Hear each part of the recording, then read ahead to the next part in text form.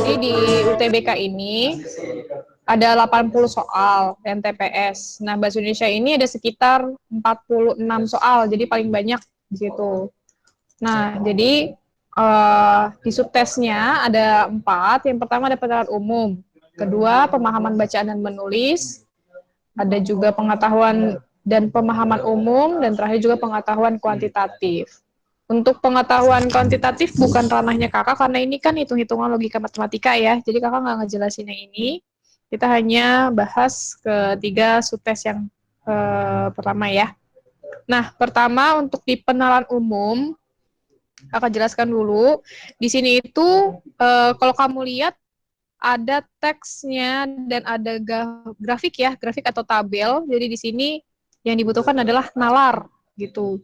Jadi kamu harus perhatikan kalimatnya, perhatikan teksnya. Di sini tuh bukan suatu yang ilmu pasti gitu. Jadi terkadang ada jawaban yang memang kamu harus pertimbangkan setiap opsinya dari A sampai E, mana sih yang paling mungkin benar gitu. Karena bahasa Indonesia untuk di pengenalan umum ini bukan ilmu pasti gitu, kalau udah ketemu yang A, oh berarti yang lain bukan.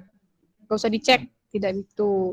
Berbeda dengan yang membaca grafik, nah itu soal yang paling mudah untuk di pengenalan umum, kamu tinggal dilihat aja mana sih grafik yang tertinggi atau kenaikan yang tertinggi yang mana gitu ya. Nah, untuk pemahaman bacaan dan menulis sendiri ini adalah subtes dengan teori bahasa yang paling banyak. Jadi di sini kita butuh persiapan materi yang paling banyak nih. Nah, untuk belajar pemahaman baca dan menulis, kita nggak bisa belajar semuanya sekaligus, karena ini kan banyak teorinya ya. Jadi pertama, kamu itu harus kuasai dulu Puebi. Puebi ini sebenarnya sudah diajarkan dari SD, ya, nyicil tanda bacanya, huruf kapital gitu. Jadi kalau kamu ngafalinnya dalam sekaligus sehari atau sebulan doang, nggak efektif, nanti cepat lupa. Jadi kalau Puebi itu memang dari awal-awal sudah sering dibuka-buka, dibaca ya. Nggak apa-apa, pertama tuh nyontek dulu, nanti lama-lama akan hafal sendiri. Nah, selain Puebi juga di subtes ini ada morfologi. Nah, di morfologi ini ilmu bahasa yang mempelajari tentang bentukan kata. Jadi jenis-jenis kata atau kata-kata berimbuhan itu juga ada teorinya. Nah, selanjutnya ada juga sintaksisnya. Jadi bahasa Indonesia tentang kalimat. Jadi kita harus paham bagaimana sih kalimat yang efektif atau kalimat baku itu seperti apa sih itu ya. Jadi untuk subtes yang kedua ini memang teorinya lebih banyak.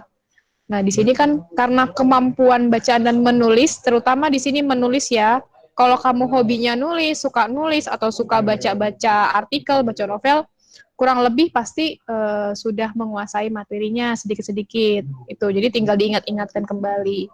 Nah, yang terakhir ada subtes pengetahuan dan pemahaman umum. Nah, di sini disajikan teksnya ini lebih ke ilmiah banget ya. Jadi ada kalau di materi sekolah, teks-teksnya ini mirip-mirip seperti teks editorial gitu. Jadi ada juga yang berisi argumen atau kan ada juga yang berisi teks eksposisi. Nah, di sini yang ditanyakan bukan hanya pernyataan benar tidak benar atau sesuai dengan teks, tapi juga bisa jadi sasaran teksnya apa, sasaran penulisnya siapa gitu. Tujuan penulisnya apa? Bahkan ada keterkaitan antara paragrafnya bagaimana. Nah, itu kurang lebih materi-materi yang ada pada TPS ya, UTBK. Oke, kita mulai di nomor 1 ya. Nah, kalau kamu lihat kemarin, jadi di soal pengenalan umum ini ada tentang premis. Jadi ada soal premis, ada soal yang paling mungkin benar, dan membaca grafik. Nah, di nomor 1 sampai 4 ini ada soal premis, karena tandanya kalau premis itu di soal jawabannya atau bunyi dari soalnya tuh ada kata jika maka. Nah, kalau ada kata seperti ini bisa kita ambil kesimpulannya dari premis. Nah, kalau untuk premis sendiri tergantung dari kamu nyamannya gimana. Misalnya Kalau pakai rumus bisa, kalau pakai rumus kan lebih pasti. Atau misalnya kamu nalar aja dari bahasanya, cukup kok udah bisa, nggak apa-apa. Jadi tergantung dari nalar kamu bisanya dari nalar bahasanya, atau kalau misalnya belum yakin di nalar bahasa, kamu bisa menggunakan rumus gitu. Nah, tahap pertama untuk paragraf pertama nih, jika jaringan internet tidak meluas.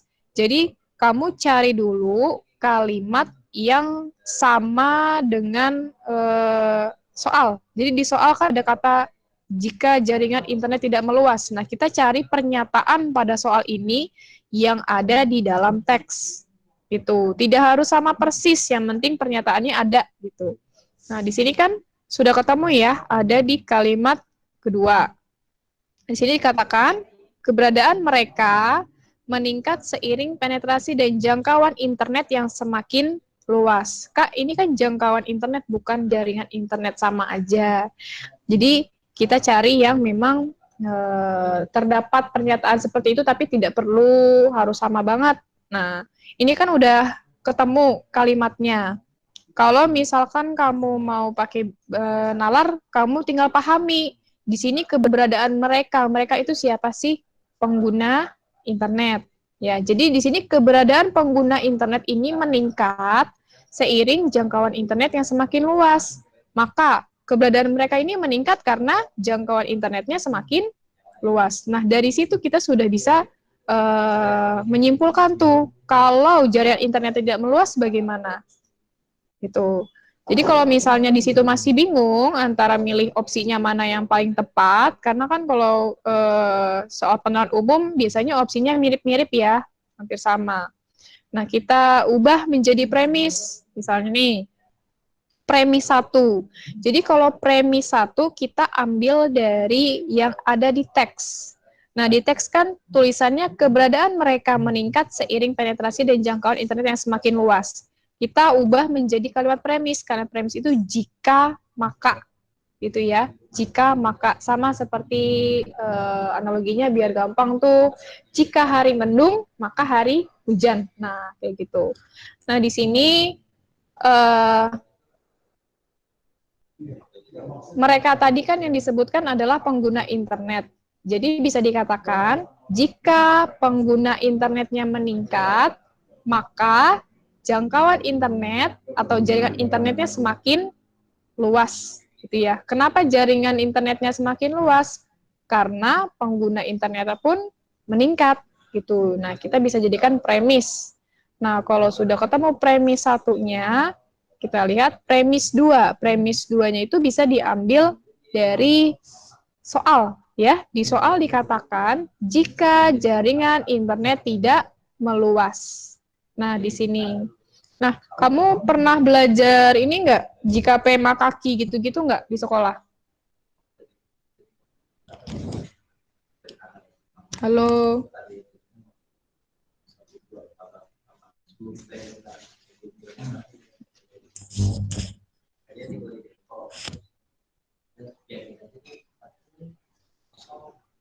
Nah, jadi kalau misalkan mau pakai premis, jika P maka Ki, ini ya.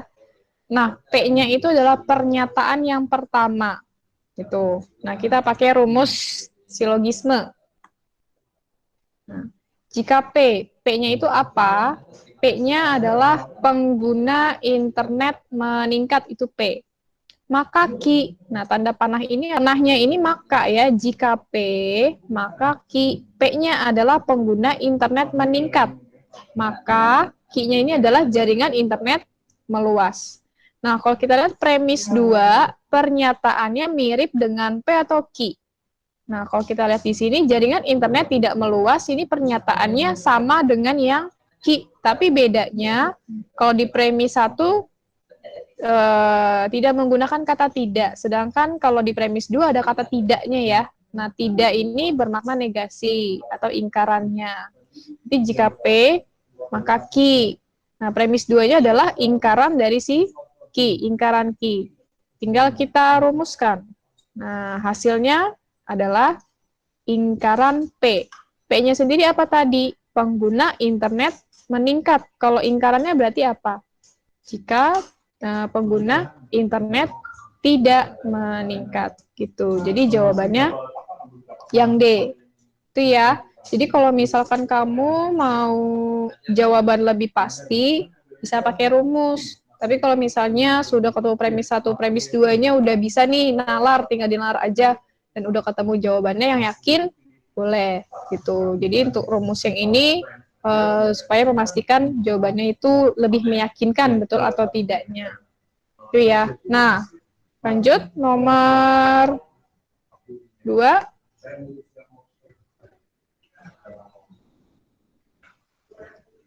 Ini juga masih sama ya soal premis.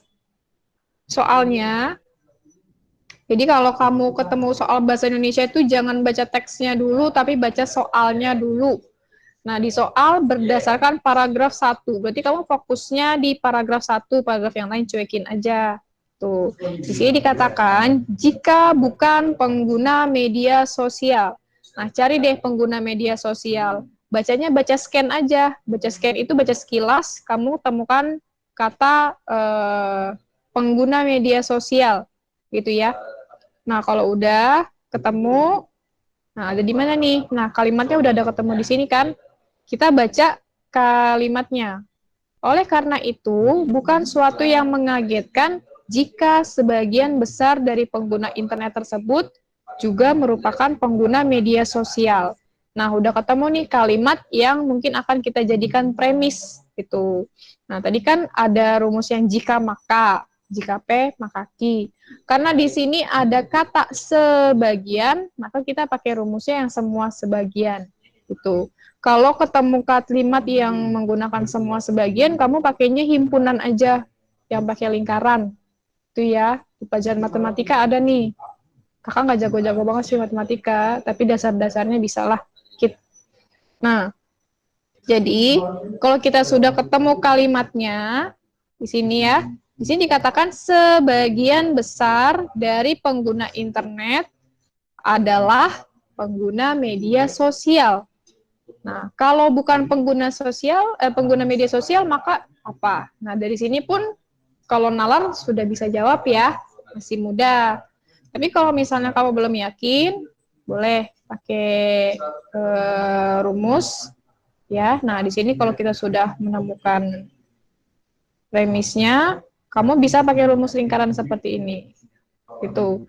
Anggaplah satu lingkaran ini adalah pengguna internet gitu. Kalau sebagian besar dari pengguna internet ini adalah pengguna media sosial, nah ini ya sebagian besarnya, maka ada sebagian kecilnya, nih ya sebagian yang lain yang bukan pengguna media sosial gitu ya. Di sini di soalnya ditanyakan adalah apa? Jika bukan pengguna media sosial. Kalau yang sebagian besarnya adalah pengguna, berarti sebagiannya lagi bukan pengguna gitu. Ya, berarti di sini sudah ketahuan jawabannya. Sebagian kecil dari pengguna internet ini bukan pengguna media sosial. Jadi jawabannya yang C. Gitu ya. Jadi kalau ada kata semua, ada kata sebagian, pakainya lingkaran aja. Kamu nalar, kamu bisa bagi-bagi seperti ini gitu supaya lebih mudah, lebih yakin, lebih jelas gitu. Karena kalau misalnya kita nalar-nalar aja, kadang-kadang suka kemana-mana gitu kan, suka nggak ketemu titik yang benarnya kayak gimana. Oke, lanjut.